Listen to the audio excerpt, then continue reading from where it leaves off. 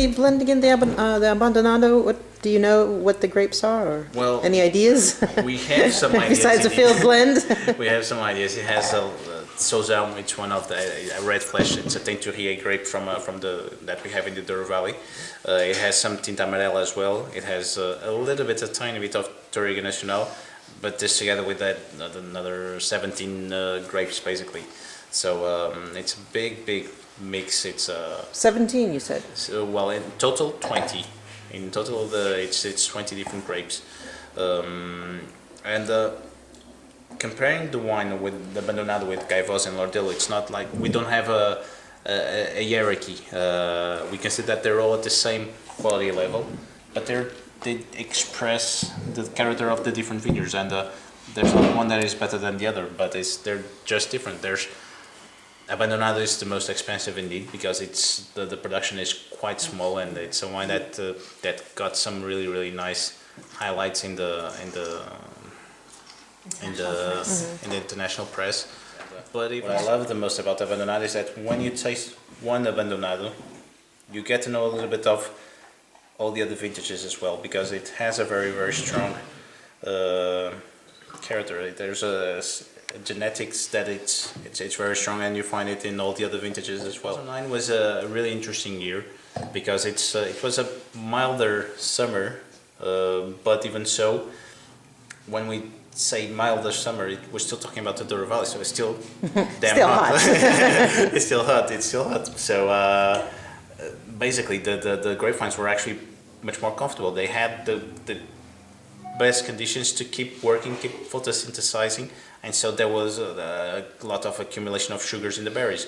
The good thing is that at the same time as the temperatures were not very high, the acidity was much better preserved because well, there wasn't so much acidity degraded on the respiration of the grapevine. Mm-hmm. So you do get still the freshness and the balance coming from the natural acidity. So do you think this sort of represents kind of not the best of the Douro, or what are you trying to express with this particular wine? Well, I'm trying to express the best out of this vineyard basically, and it's a lovely vineyard, and it's my favorite place in Gaivosa, as I showed you up there, and so the best from this vineyard, and it's our challenge is to express the best. I don't have yet. I didn't do the tasting note for the technical file of so this is 2009. So. Well, it shows some of the things that I love about Abandonado. It shows this kind of it shows the minty eucalyptus hint indeed. It shows a little bit that kind of tar, kind of chemical note that gives it a little bit more depth, I think, in terms of flavor. You do feel a little bit kind of like smoky flavor as well from the barrel, although we try to have it the best integrated possible. Mm-hmm. And you do find also a little bit of that kind of like floral hint that comes a little bit from Touriga Nacional, although it's in a small proportion. Mm-hmm. But I think that we find there's a very strong and tight tannic structure, but I think that there's not anything loose basically. So there's no loose tannins, there's no dry tannins as well. I think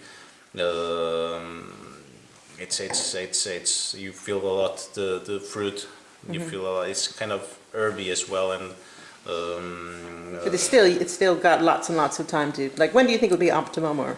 Well, the first vintage was 2004, so and 2004 is still still a baby. It's still a baby. So with Gaivosa wines, for example, from this area, we're always talking about 10 to 15, sometimes to 20 years.